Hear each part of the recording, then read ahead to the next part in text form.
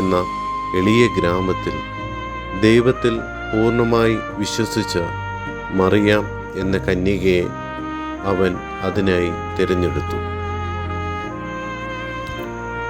ഭക്തിയിൽ മുഴുകിയിരുന്ന മറിയമിൻ്റെ ജീവിതത്തിലേക്ക് ദൈവത്തിൻ്റെ മഹത്വം പ്രകാശം ചൊരിഞ്ഞ് ആകാശത്തിൽ നിന്ന് ദൂതൻ ഇറങ്ങി വരുന്നു.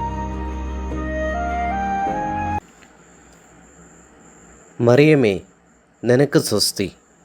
ദൈവകൃപയാൽ നിറയപ്പെട്ടവളെ, സൃഷ്ടാവ് നിന്നോട് കൂടെയുണ്ട്. ഈ വാക്കുകൾ എൻ്റെ കാതുകൾ വിശ്വസിക്കുന്നില്ല. ഇത് എന്തിൻ്റെ സൂചനയാണ്? ഭയപ്പെടേണ്ട മറിയമേ, നീ ദൈവത്തിൻ്റെ മുമ്പിൽ കൃപ കണ്ടെത്തിയിരിക്കുന്നു. നീ ഗർഭം ധരിച്ച് ഒരു മകനെ പ്രസവിക്കും. അവന് യേശു എന്ന് പേരിടുക. അവൻ അത്യുന്നതൻ്റെ പുത്രൻ എന്ന് അറിയപ്പെടും. അവൻ്റെ ഭരണത്തിന് അവസാനമില്ല. ഞാൻ പുരുഷനെ അറിയാത്തവളായിരിക്കെ ഈ അത്ഭുതം എങ്ങനെ സംഭവിക്കും? പരിശുദ്ധാത്മാവ് നിന്റെ മേൽ വരും. അത്യുന്നതൻ്റെ ശക്തി നിന്നെ ആവരണം ചെയ്യും. ദൈവത്തിന് ഒന്നും അസാധ്യമല്ല. ഇതാ കർത്താവിൻ്റെ ദാസി, നിന്റെ വാക്ക് എന്നിൽ നിറവേറട്ടെ. മറിയാം ദൈവഹിതത്തിന് പൂർണ്ണമായി കീഴ്പ്പെട്ടു. എന്നാൽ ഈ അപ്രതീക്ഷിത ഗർഭത്തെക്കുറിച്ച് പ്രതിശ്രുത വരനായ ജോസഫ് അറിഞ്ഞപ്പോൾ അവൻ വലിയൊരു പ്രതിസന്ധിയിലായി. നീതിമാനായ ജോസഫ് മറിയത്തെ പരസ്യമായി അപമാനിക്കാൻ ഇഷ്ടപ്പെടാത്തതുകൊണ്ട് രഹസ്യമായി ഉപേക്ഷിക്കാൻ തീരുമാനിച്ചു. ഈ ചിന്തയുമായി അവൻ ഉറങ്ങിയപ്പോൾ കർത്താവിൻ്റെ ദൂതൻ സ്വപ്നത്തിൽ പ്രത്യക്ഷപ്പെട്ടു. ദൈവമേ, എനിക്കെന്ത് ചെയ്യാൻ കഴിയും? ഞാൻ എങ്ങനെ മറിയത്തെ എൻ്റെ ഭാര്യയായി സ്വീകരിക്കും? ദാവീദിൻ്റെ പുത്ര ജോസഫേ, മറിയത്തെ ഭാര്യയായി സ്വീകരിക്കാൻ നീ ഭയപ്പെടേണ്ട. അവൾ ഗർഭം ധരിച്ചിരിക്കുന്നത് പരിശുദ്ധാത്മാവിൽ നിന്നാണ്. അവൾ ഒരു പുത്രനെ പ്രസവിക്കും. നീ അവന് യേശു എന്ന് പേരിടണം.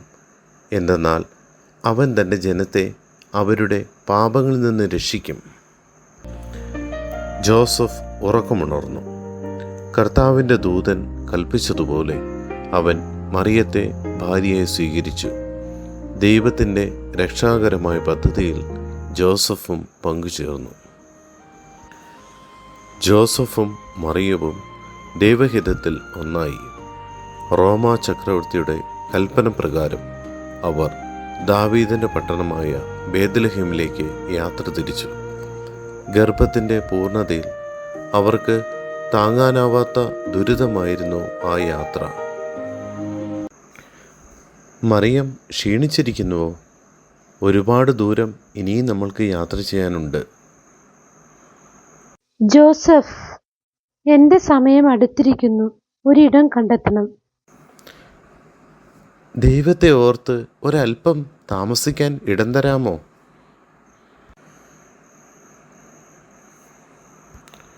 സത്രം നിറഞ്ഞ് ഒരു മുറിയുമില്ല.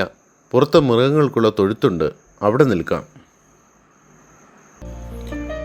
സത്രത്തിൽ ഒരിടവും ലഭിക്കാതെ വന്നപ്പോൾ മനുഷ്യൻ്റെ രക്ഷകൻ മൃഗങ്ങൾ വസിക്കുന്ന ഏറ്റവും എളിയ സ്ഥലത്ത് ഒരു പുൽത്തൊട്ടിയിൽ ജനിച്ചു. എളിമയുടെയും ത്യാഗത്തിൻ്റെയും സന്ദേശമായിരുന്നു ആ പിറവി. സാധാരണക്കാരും എളിയവരുമായ ഇടയന്മാർ ആടുകളുമായി വിശ്രമിച്ചിരുന്ന രാത്രി അവർക്ക് മുമ്പിൽ ദൈവത്തിൻ്റെ മഹത്വം ആദ്യമായി വെളിപ്പെട്ടു. അയ്യോ, ഇതെന്തൊരു പ്രകാശമാണ്! ഭയപ്പെടേണ്ട, ഇതാ സകല ജനത്തിനും വേണ്ടിയുള്ള ഒരു മഹത്തായ സന്തോഷം ഞാൻ നിങ്ങളെ അറിയിക്കുന്നു. ഇന്ന് ദാവീദിൻ്റെ പട്ടണത്തിൽ നിങ്ങൾക്ക് വേണ്ടി കർത്താവായ ക്രിസ്തു എന്ന് വിളിക്കപ്പെടുന്ന രക്ഷകൻ ജനിച്ചിരിക്കുന്നു.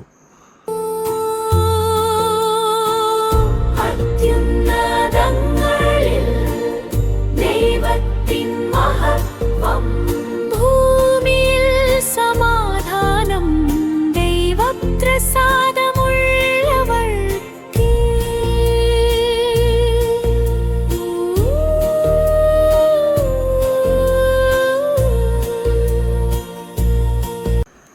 നമുക്ക് ഉടനെ ബേത്ലഹേമിലേക്ക് പോകാം. ഈ അത്ഭുതം നമ്മുടെ കണ്ണുകൊണ്ട് കാണണം. അവർ വേഗത്തിൽ ഓടി ഉണ്ണിയേശുവിനെ പുൽക്കൂട്ടിൽ കണ്ടെത്തി ദൈവത്തെ സ്തുതിച്ചു. ഈ സന്തോഷ വാർത്ത ആദ്യം പ്രസംഗിച്ചത് ഇടയന്മാരായിരുന്നു. കിഴക്ക് ദിക്കിൽ ആകാശത്തിൽ ഒരു പുതിയ നക്ഷത്രം ഉദിച്ചു. അത് രാജാക്കന്മാരുടെ രാജാവായി പിറന്നവനെ തേടിയുള്ള യാത്രയുടെ അടയാളമായിരുന്നു. 3 ജ്ഞാനികൾ ആ നക്ഷത്രത്തെ പിന്തുടർന്ന് എത്തി. നാം കണ്ട നക്ഷത്രം ഒടുവിൽ ഇതാ ഇവിടെ വന്ന് നിന്നിരിക്കുന്നു. യഹൂദന്മാരുടെ രാജാവായി ജനിച്ചവൻ ഇവിടെ ഇതാ പുൽത്തൊട്ടിയിൽ കിടക്കുന്നു. അവനെ നമസ്കരിക്കാൻ വേണ്ടിയാണ് നമ്മൾ ഈ ദൂരങ്ങൾ താണ്ടിയത്. അവർ തൊഴുത്തിൽ പ്രവേശിച്ച് യേശുവിൻ്റെ മുമ്പിൽ മുട്ടുകുത്തി. രാജാവായവന് എൻ്റെ സ്വർണം ഞാൻ സമർപ്പിക്കുന്നു. മരിക്കാനുള്ളവന് മുന്നറിയിപ്പായി എൻ്റെ മീറ ഞാൻ സമർപ്പിക്കുന്നു. ദൈവത്തിന് സമർപ്പിക്കാൻ എൻ്റെ കുന്തിരുക്കം ഞാൻ നൽകുന്നു. ഈ ശിശുവാണ് ലോകത്തിൻ്റെ പാപങ്ങൾക്ക് വേണ്ടി ജനിക്കുകയും മരിക്കുകയും ഉയർത്തെഴുന്നേൽക്കുകയും ചെയ്ത യേശുക്രിസ്തു. അവൻ്റെ സ്നേഹം എല്ലാ മനുഷ്യർക്കും വേണ്ടിയുള്ളതാണ്. ഈ ദിവ്യരക്ഷകൻ ഇന്നും നമ്മുടെ ഹൃദയങ്ങളിൽ പിറവിയെടുക്കാൻ ആഗ്രഹിക്കുന്നു.